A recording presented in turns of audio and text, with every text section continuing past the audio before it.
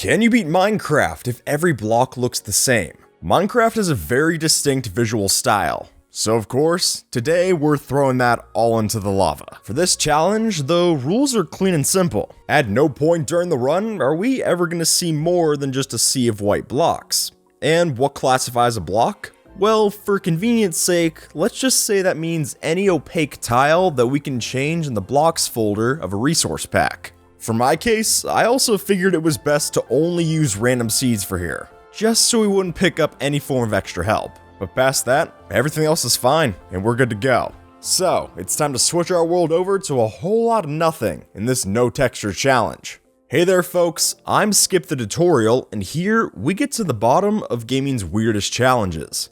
And hey, if this is your first time here, then apply a resource pack to that subscribe for weekly deep dives into your biggest questions. For our purposes today, I decided to make my own modified pack for the run, since other videos that covered topics similar to this one either had text to see which block it was, or just went the default purple and black route, so a plain white seemed like the best option for us. But even with all that, we're still not getting any favors for this run, and the survival challenge stacks up quick.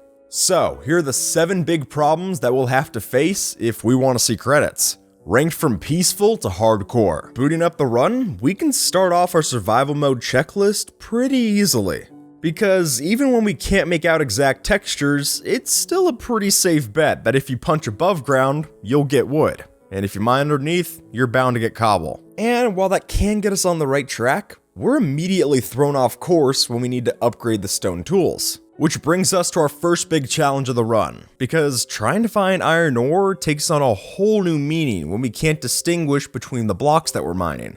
Obviously, just searching through caves and ravines isn't going to get us there, but we get that same problem with strip mining as well. Since most strip mining methods are predicated off of seeing the ores alongside the walls, we would need to mine every single block in sight just hoping to find an iron vein.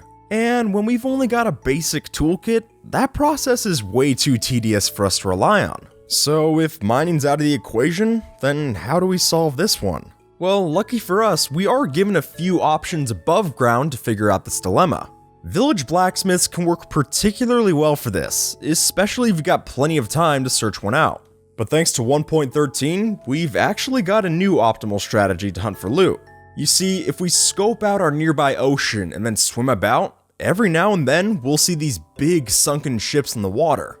And after diving into one of those to pick up an old map, we're given the perfect opportunity to search for buried treasure, which means a chest for us to dig up and get insane amounts of materials.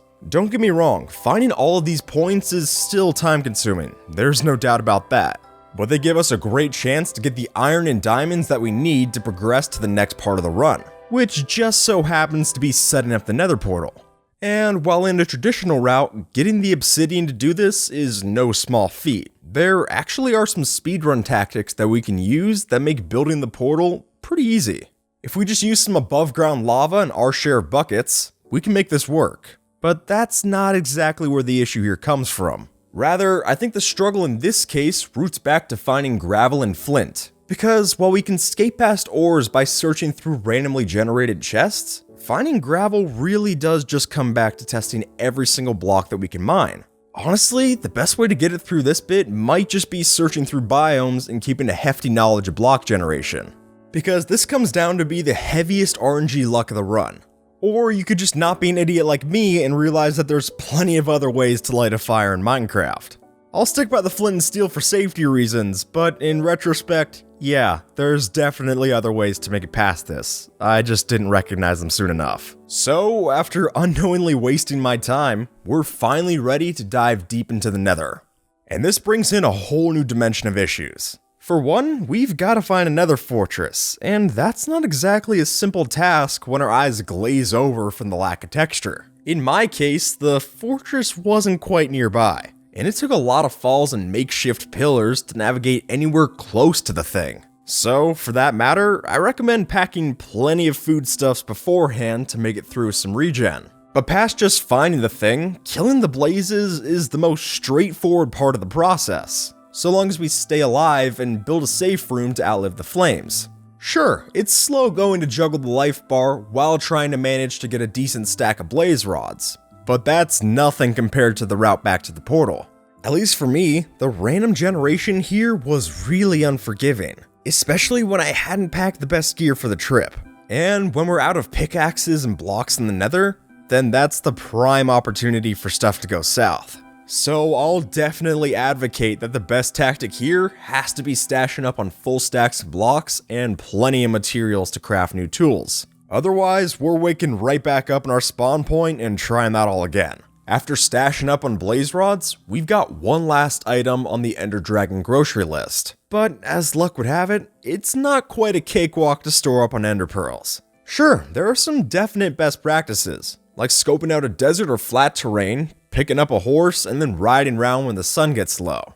But the execution is where this all goes into the gutter. For transparency's sake, I'm not gonna claim that I'm the best at finding endermen. And it didn't do me any favors not to pack any extra armor or better weapons for the grind. However, I'll hold true that trying to get a stack of ender pearls moves at a snail's pace. And the whole process adds way too much danger into the boring mix. And since we're not using a special speedrun seed that lets us cover the quota just fine, we'll need to stash up in as much of the things as we can manage before going insane.